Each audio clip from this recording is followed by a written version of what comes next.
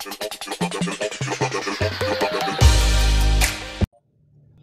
kumusta kayo?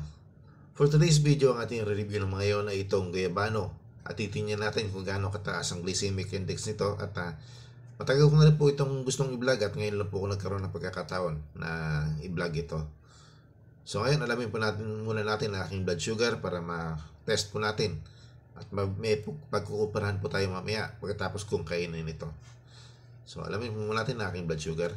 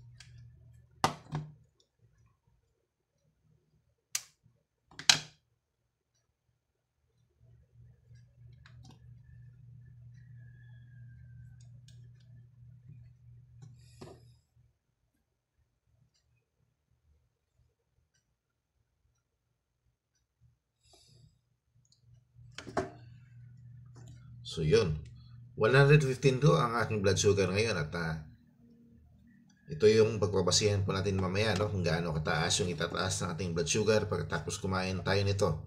Ito nga po pala ay 200 grams at nahati ko na po at ito ay 200 grams ang ating kakainin ngayon. So ito po yung isa sa mga paborito kong prutas kasi talagang masustansya at saka kakaiba yung lasa niya at gustong gusto kong kumain ito. Minsan pagka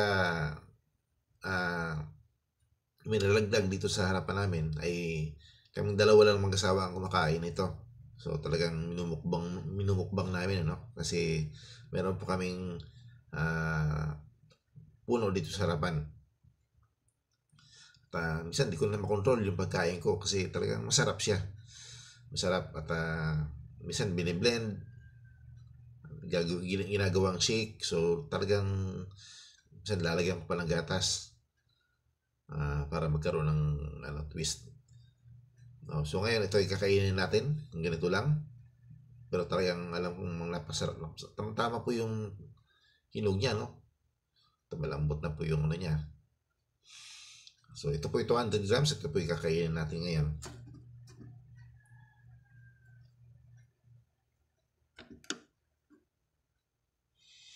Ito lamang po yung pagkain ko nito.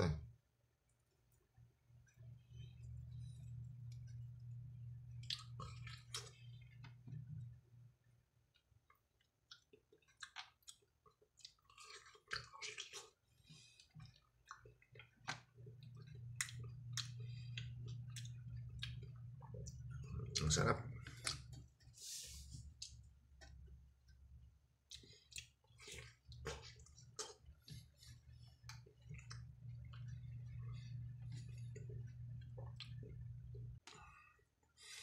Ubusin ko lang po ito at after 1 hour babalik po tayo para i-check po ulit ang aking blood sugar. 1 hour later.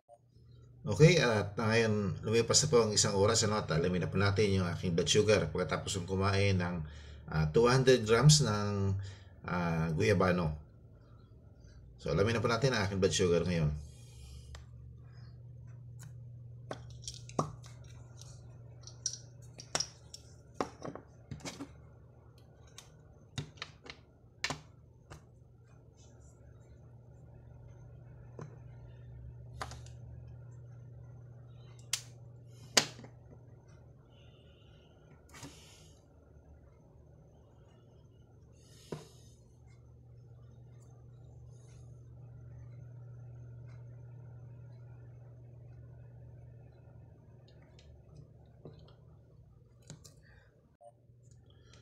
So 142 mg per deciliter po ang aking blood sugar ngayon at kanina po yung 115.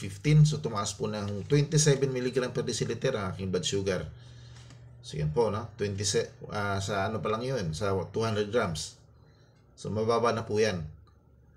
So malaki pa nga po yun yung kinain ko, 200 milligram. So, kung gusto po ninyo na tama-tama lang, mas bumaba pa yung ating blood sugar pag kumain tayo, no? Gawin mo yun na lang po 100. At kung ikaw yung first time na nakapanood ng aking YouTube videos at hindi ka pa nakapag-subscribe, niimbitahan kita na please like and subscribe at pakita rin po ng notification bell para sa tuwing ako yung mag-upload po ng aking YouTube videos ay ma-inform po kayo. Maraming po salamat at ingat po tayong lahat.